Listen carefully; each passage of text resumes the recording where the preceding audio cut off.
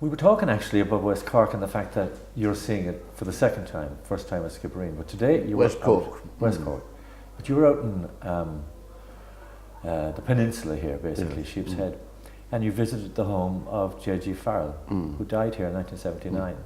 Were you friends? I knew him a bit. Friends is too grand a word, but I went to dinner at his house 2 or 3 times. He was a very, very good cook and a very good host. He was a very funny man, sly. Sly, was he? And wrote wonderful books. Yes, he did. Somebody said that, you know, with his death, Britain lost one of the best writers it had. Would you agree? Yes, absolutely. And by now, he'd be like sort of Conrad or something, because he said this extraordinary thing that the most important thing that had happened in his life was the end of empire, which is a very wise thing, perceptive thing to say. He was English, but he enjoyed living in Ireland as well. Yes. You know? I think, did he go to university in Belfast? He did, yeah. Plus also, was it his mother was Irish, his father was English. His brother still comes back here to Bantry, he's still alive, for... to the house? Not to the house, but to Bantry itself nearby, which has a festival of literature. Oh, I see. So that's why he went to live there. That's why, it had that name. Yes. Tell me about the making of Philomena and the impact on you. I mean, you're a man in great demand, but the Philomena project, was that close to your heart, or did you just do the gig because all the parts were right?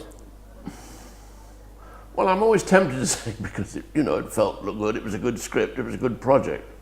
You know, I'm not a Catholic, so I would be, the plight of Philomena's plight, anybody would have responded to it. It was so awful what happened to her. And then I thought what Steve had invented on top of it was very, very good. Yeah. So I hide behind a sort of professional approach to it.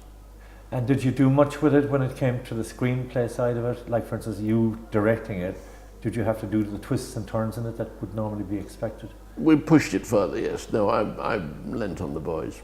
Did you? Indeed.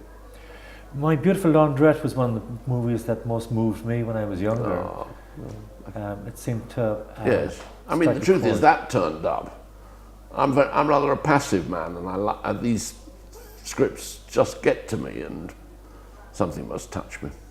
You know, listen, when these films touch people and, when they have the success they've had, it's very hard to be anything except so grateful and sort of excited by it.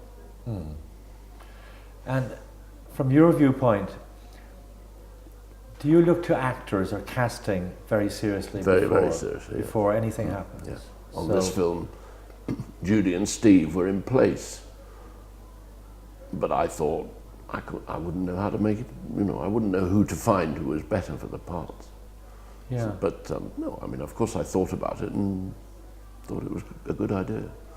Same with Helen Mirren. You just thought this is a very, very good idea.